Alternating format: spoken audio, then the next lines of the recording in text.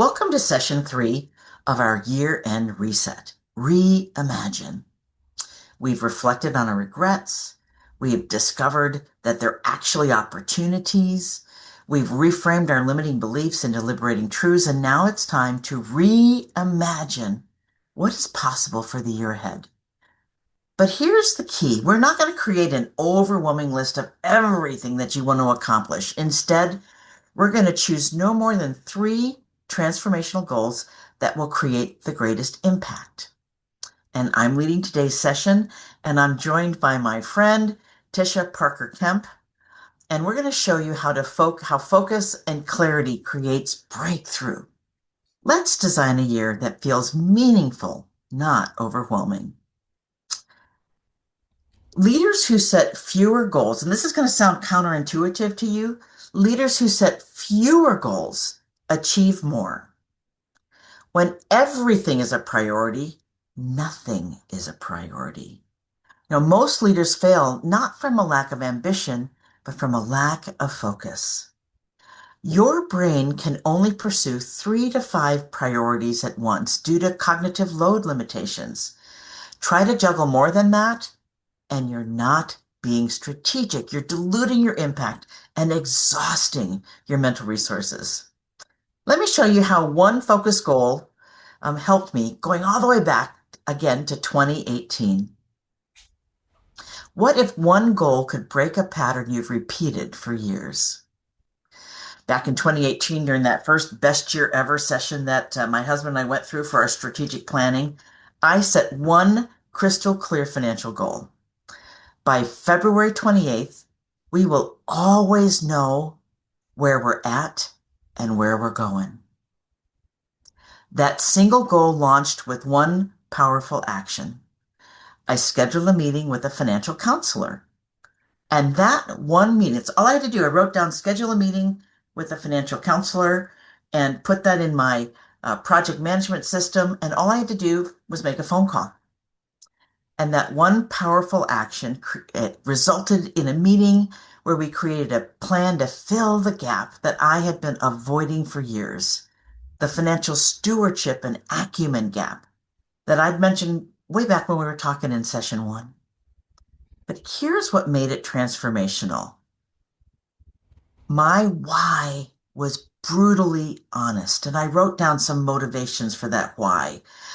And I actually wrote down, because of the stress that we were experiencing of just not knowing, I said, we will die if we don't get this financial awareness mastered. Sounds dramatic, but that is literally how I was feeling. The stress of ignorance is exhausting. And I cannot end another year repeating the same spirit-killing mistake. Those weren't pretty, and they weren't feeling inspiring, but they were true. And that truth fueled action. And that one goal paired with some clarity around my why and a concrete first step, it changed everything. We created a financial plan. We stuck through it. The stress lifted. The shame of having to say, here's how we're doing this right now, lay it out to someone else. It lifted. And we stopped repeating those just exhausting mistakes.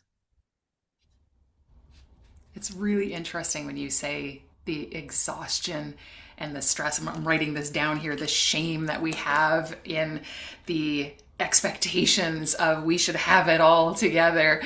When we have a membership group that we run called Courageous, and we had our quarterlies on Tuesday of this week, and we looked at this Q1 2026, and not necessarily to your point of 25 goals or this exhaustive list, but getting crystal clear on where do we want to tailor the energy. And we use a 5Fs format for it, so life categories, and trying to figure out, is it, and not all 5, but where is it that we're carving out the energy for the new year, and realistically then dialing it in and often dialing it back, because You work with some high performers. I do as well. They're very ambitious. They set enormous goals for themselves, and it becomes exhausting. And then they're, carrying that shame of, I didn't do what I had set out to do.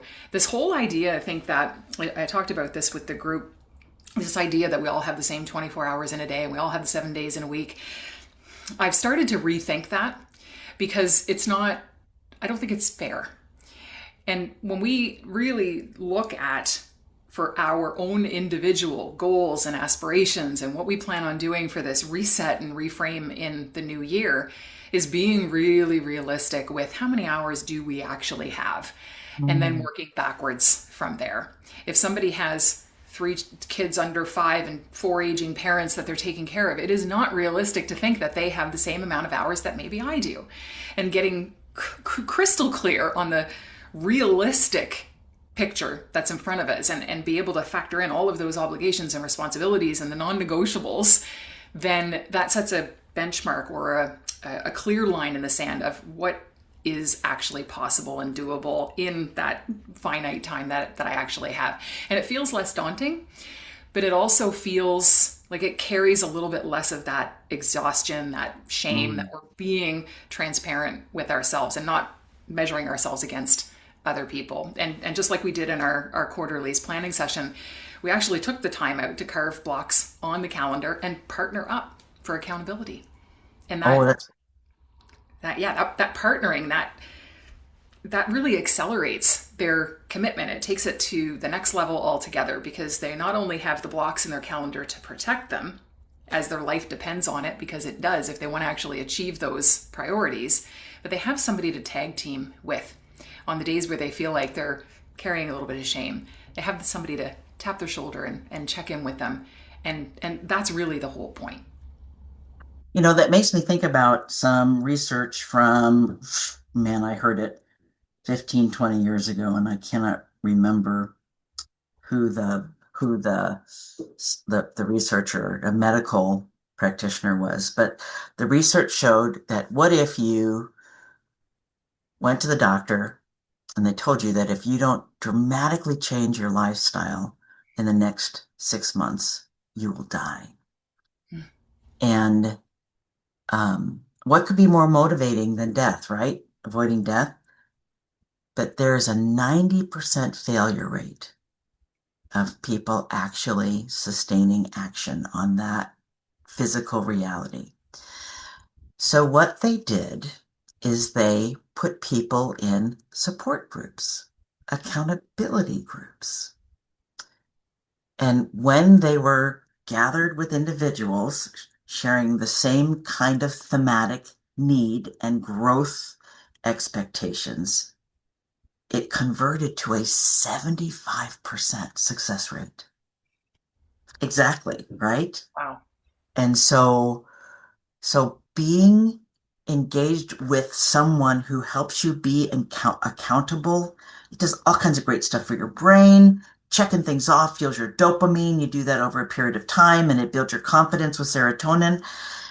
But this community piece is about oxytocin, which is the love hormone. It's what you are experiencing in your brain when you're falling in love. It's what teams are experiencing when they trust one another.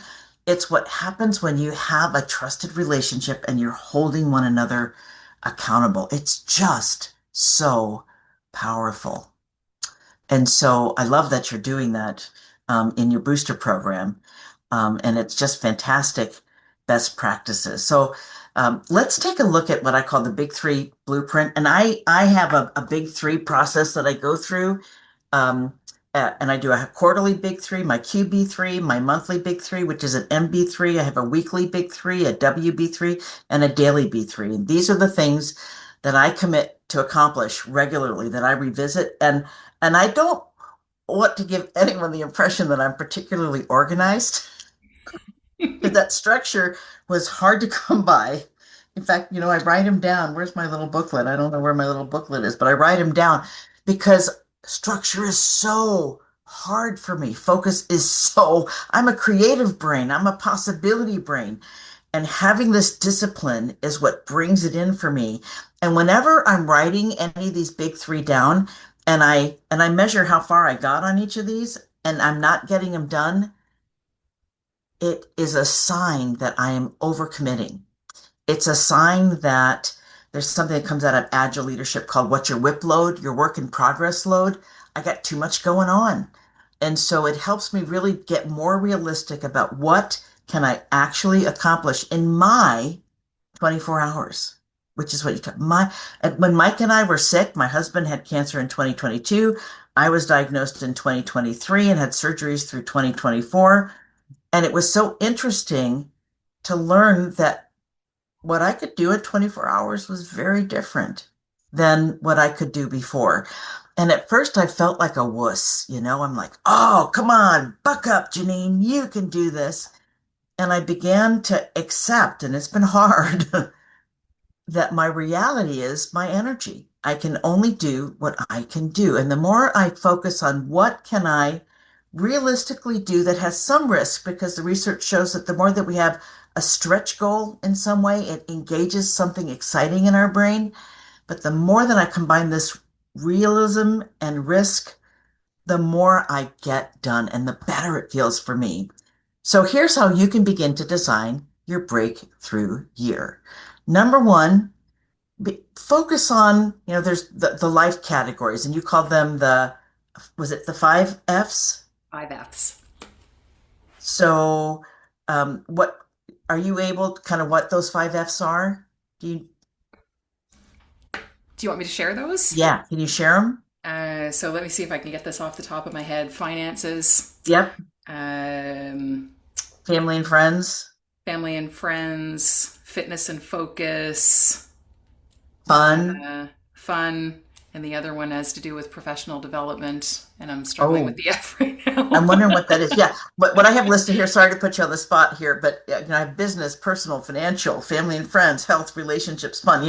If you go back to our first session where we said, let's do an after action review, and we look at what are the things that kind of weren't there that we want to do, or what are the things that we want to do less of, diminish, or what are the things that we want to duplicate and do more, like thinking in those some of those categories, and where was that regret that you'd like it to be different in 2020, to add another D, to move forward.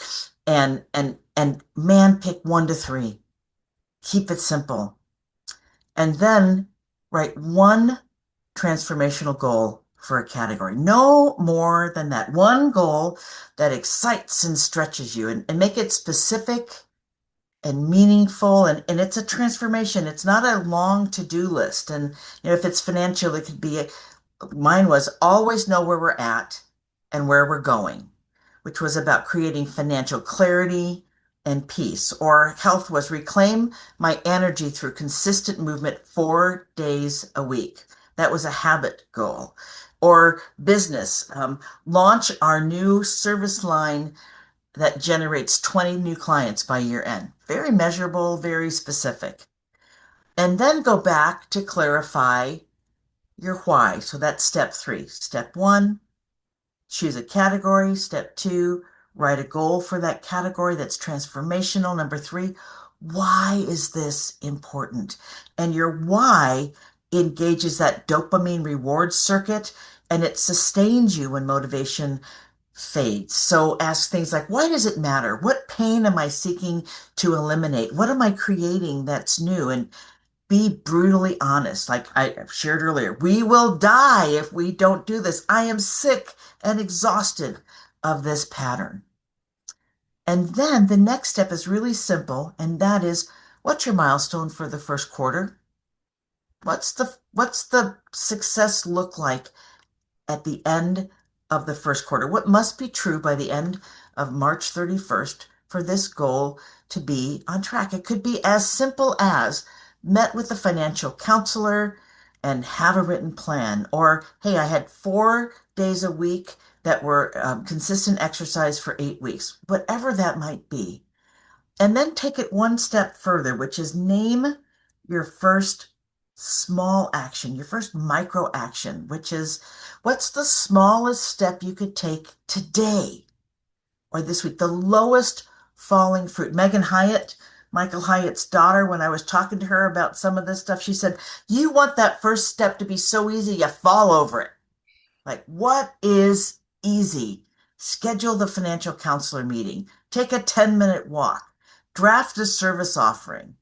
And the first step doesn't have to be perfect, it just has to be something that you will do.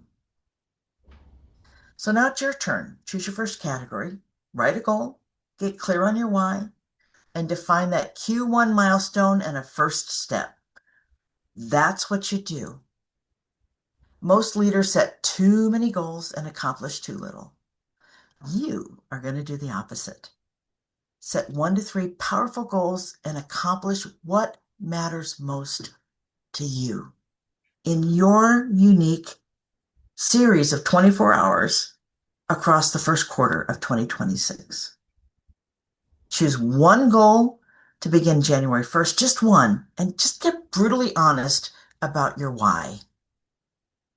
Why do you need to become whatever this goal will create in your reality? Transformation starts with clarity, and clarity is yours to choose. Click the link below in the show notes to download your own Big Three blueprint and design your breakthrough this year. I'm Dr. Janyne P. Emsick, and I am joined by my friend Tisha Parker Kemp, and we will see you in the new year for Reignite. Thanks, Tisha. Thanks, Janyne.